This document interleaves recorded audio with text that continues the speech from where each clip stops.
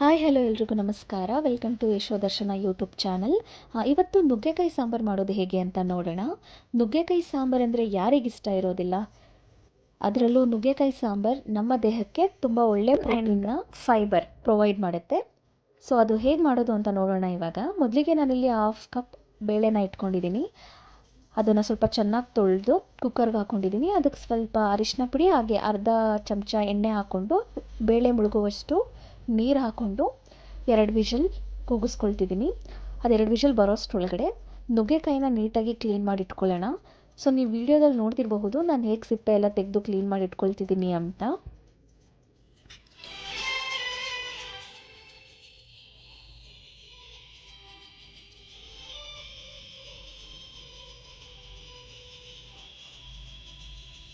So ನೀಟಾಗಿ ಸಿಪ್ಪೆನೆಲ್ಲ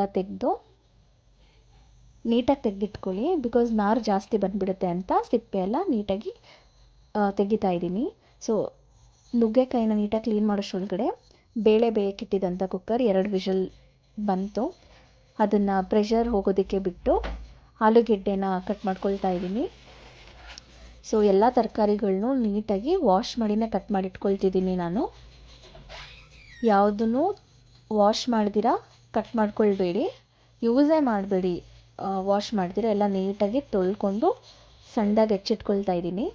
ಇಲ್ಲಿ ನಾನು ಒಗ್ಗರಣೆಗೆ 1 ಈರುಳ್ಳಿ ಕಟ್ ಮಾಡಿಕೊಂಡೆ, ಹಾಗೆ ಒಣಮೆಣ್ಸಿನ್ಕಾಯಿ 3, ಕರಿಬೇವು, ಕೊತ್ತಂಬರಿ ಸೊಪ್ಪು, ಹಾಗೆ 2 ಟೊಮ್ಯಾಟೋನ ಯೂಸ್ ಮಾಡ್ತಿದ್ದೀನಿ. ಸೊ ಫೈನಲಾಗಿ ಇಷ್ಟು ಐಟಮ್ ಇದ್ದರೆ ಸಾಕು, ಬಿಸಿಯಾಗಿ ಆರೋಗ್ಯಕರವಾದ ನುಗ್ಗೆಕಾಯಿ ಸಾಂಬಾರನ್ನ ರೆಡಿ ಮಾಡ್ಬೋದು. ಸೊ ಕುಕ್ಕರ್ದು ಪ್ರೆಷರ್ ಎಲ್ಲ ಹೋಗಿದೆ. ಸೊ ಕುಕ್ಕರ್ ಓಪನ್ ಮಾಡಿದೆ, ನೀವು ನೋಡ್ತಿರಬಹುದು ಬೇಳೆ ನೀಟಾಗಿ ಬೆಂದಿದೆ. ಆದರೂ ಸ್ವಲ್ಪ ಸ್ಮ್ಯಾಶ್ ಮಾಡ್ಕೊಳ್ತಾ ಇದ್ದೀನಿ ಇನ್ನು. ಸೊ ಇದಾದಮೇಲೆ ಒಗ್ಗರಣೆ ಹೇಗೆ ಮಾಡೋದು ಅಂತ ನೋಡೋಣ. ಮೊದಲಿಗೆ ಇಲ್ಲಿ ಸ್ಟವ್ ಆನ್ ಮಾಡಿ ಬಾಣಲಿ ಇಟ್ಟೆ.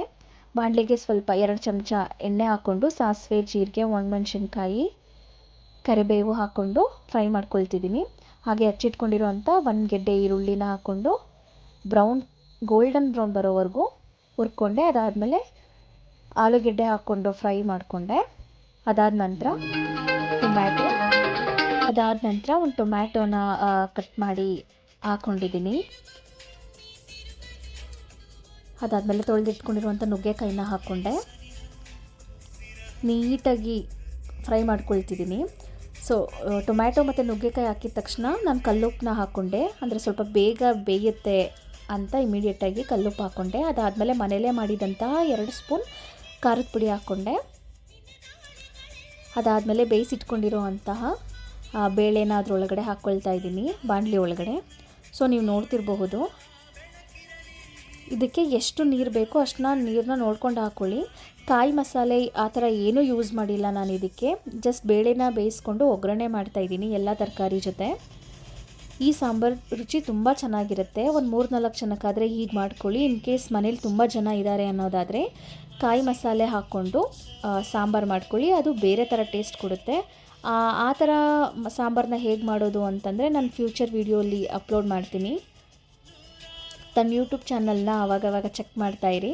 ಮತ್ತು ಲಾಸ್ಟಲ್ಲಿ ಹೀಗೆ ಕೊತ್ತಂಬರಿ ಸೊಪ್ಪು ಹಾಕ್ಬಿಟ್ಟು 1-2 ನಿಮಿಷ ಕುದಿಸಿದ್ರೆ ಬಿಸಿ ನುಗ್ಗೆಕಾಯಿ ಸಾಂಬಾರು ರೆಡಿ ಆಗುತ್ತೆ.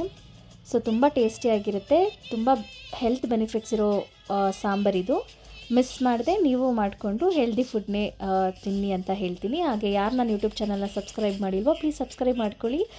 ಸೊ ಇದೇ ಥರ ಹೆಲ್ದಿ ರೆಸಿಪಿಗಾಗಿ ನನ್ನ ಯೂಟ್ಯೂಬ್ ಚಾನಲ್ನ ಚೆಕ್ ಮಾಡಿ. ಹೆಲ್ದಿ ಫುಡ್ದು ವೀಡಿಯೋಸ್ನೆಲ್ಲ ನಾನು ಅಪ್ಲೋಡ್ ಮಾಡಿರ್ತೀನಿ. Thank you.